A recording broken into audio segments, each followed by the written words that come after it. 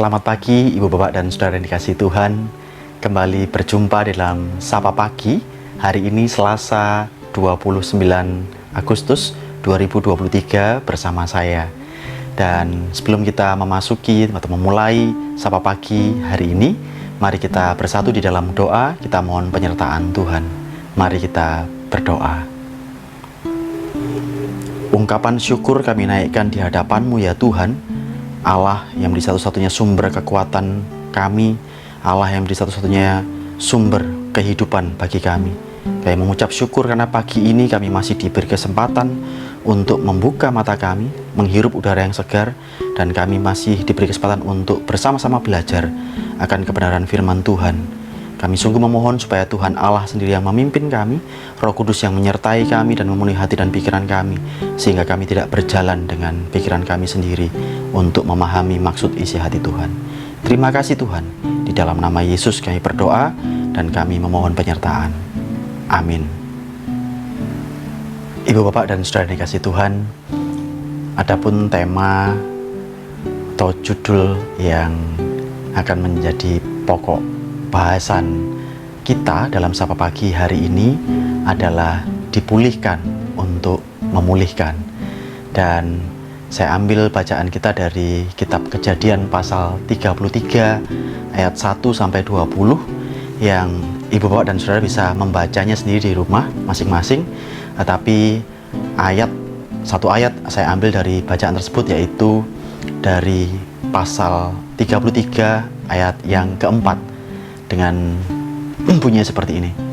Tetapi Esau berlari mendapatkan dia, didekapnya dia, dipeluknya lehernya, dan diciumnya dia, lalu bertangisan-tangisanlah mereka. Ibu Bapak dan Saudara yang dikasihi Tuhan, pasti tidak asing seringkali mendengar kisah tentang Yakub dan Esau, di mana Yakub sudah menipu kakaknya si Esau ini dengan mengambil hak kesulungannya, yaitu dengan menukarkan dengan semangkuk kacang merah. Dan peristiwa ini kemudian menjadikan mereka seorang kakak adik yang kemudian dalam kisah itu menjadi bertengkar. Mungkin dalam hal ini sampai menendam gitu ya. Tapi dari ayat yang keempat yang tadi kita baca, justru si Esau lah yang datang mendekap, memeluk Yakub, dan kemudian mereka bertangis-tangisan. Ada kisah yang menarik di mana ketika si Yakub ini mencoba untuk mencuri hak kesulungannya, pasti ada rasa di mana Esau merasa ditipu, dan kemudian Yakub juga, saya yakin bahwa Yakub juga merasa bahwa dia sudah menipu kakaknya, dan ada rasa bersalah yang menghantui. Sehingga ketika mereka akan bertemu, berpapasan, Yakub pun merasa ada sebuah rasa yang meneror dia, rasa bersalah yang meneror dia. Sehingga ada sebuah ketakutan yang luar biasa ketika mereka akan bertemu. Apalagi ketika Esau dikabarkan membawa 400 tentara, 400 orang pasukan. Hal itu yang membuat Yakub kemudian merasa takut luar biasa dan gentar. Ibu Bapak yang dikasihi Tuhan, pasti sering mendengar sebuah pepatah yang mengatakan pembalasan akan jauh lebih kejam daripada apa yang sudah diperbuat oleh seseorang. Peribahasa ini tertuju kepada orang-orang yang sedang dirasuki rasa dendam. Biasanya si pendendam akan berusaha mencari cara untuk membalaskan dendam kesumatnya. Ya. Sadar atau tidak, mungkin kita pernah mengalami hal ini. Ya. Semoga tidak. Sebenarnya kerasnya hati seseorang bisa dilembutkan asalkan orang tersebut rela terbuka terhadap kasih dan pengampunan. Ya. Bapak Ibu dan Saudara dikasihi Tuhan, kisah Yakub dan Esau ini sebenarnya menunjukkan kepada kita bahwa di antara mereka, di ayat yang keempat tadi, ada sebuah pemulihan di mana masing-masing berusaha untuk menjalin kembali komunikasi. Yakub datang dengan kegentaran hatinya, ketakutannya. Esau berusaha untuk mendatangi Yakub, saudaranya, adiknya ini, tapi dengan pengawalan yang ketat, 400 tentara. Nah, inisiatif ini adalah diambil oleh Esau. Kalau Bapak Ibu baca runtutannya dari Kejadian pasal 32 sampai dengan pasal 33, jadi Esau inilah yang kemudian yang berinisiatif untuk mendatangi Yakub. Tetapi di satu sisi Yakub juga memiliki keinginan untuk menemui kakaknya yang dia sudah tipu mentah-mentah gitu ya, dengan mengambil hak kesulungannya, dengan menukarkan hanya dengan semangkuk kacang merah. Jadi ada dua orang yang sama-sama mempunyai inisiatif untuk bertemu. Dan yang perlu kita pelajari hari ini adalah ada kerelaan hati, kasih dan pengampunan yang dilepaskan oleh Esau ketika dia menjumpai adiknya Yakub yang sudah menipu dia. Ya. Ayat 4 tadi mengatakan mereka, Esau terutama, memeluk lehernya. Kemudian mereka bertangis-tangisan. Ada sebuah pemulihan di mana ketika seseorang yang sudah merasa disakiti kemudian melepaskan pengampunan. Ibu bapak dan saudara yang dikasihi Tuhan, sekali lagi kalau kita baca, monggo silakan dibaca lagi mulai dari Kejadian pasal 32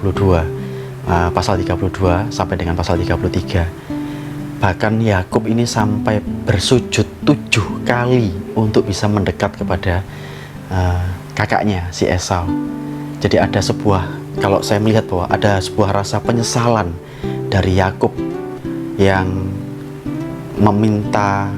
memohon permohonan maaf supaya Esau mengampuni dia. Dan sekali lagi, ketika sebuah perselisihan antara Esau dan Yakub ini, saya yakin bahwa ada dua pribadi yang sama-sama ingin dipulihkan untuk bisa memulihkan. Dan inilah kuncinya sebenarnya, bahwa Allah berkenan mengubah hati manusia. Dendam dan permusuhan pun berubah ketika kasih yang mendasari semuanya itu.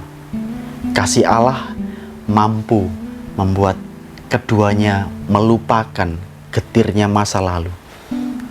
Ditipu, hak kesulungan hilang, dan yang menipu juga merasa bahwa dia sudah berhasil menipu dengan triknya yang sederhana.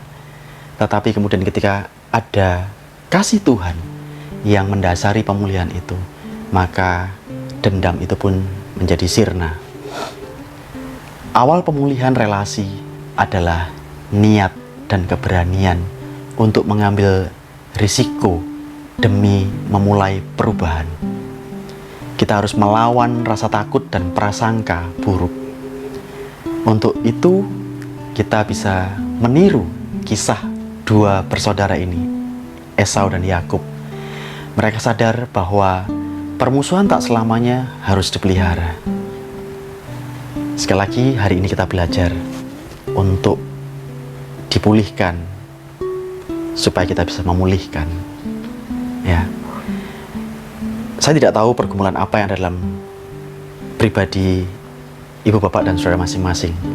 Tetapi mari kita bertanya pada diri kita masing-masing hari ini, pagi ini, apakah ada hal-hal yang perlu Allah pulihkan dalam diri kita supaya kita bisa memulihkan relasi kita dengan orang-orang yang terdekat dengan kita, yang pernah kita sakiti mungkin. Mari kita bertanya, apa Tuhan? Ataupun mungkin kalau misalnya kita sudah mengetahui, oh ya, ada satu hal yang aku harus dipulihkan. Monggo kita meminta kepada Tuhan. Kita belajar dari kisah Esau dan Yakub yang hari ini menginspirasi kita untuk melepaskan pengampunan, melepaskan kasih kalau kita sudah merasa mungkin disakiti atau dikhianati oleh orang-orang terdekat kita.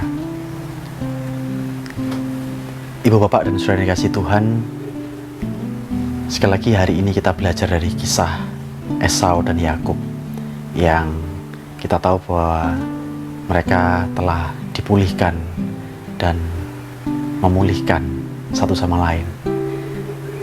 Hari ini kita akan mengakhiri Sapa Pagi dan kita akan bersatu hati di dalam doa.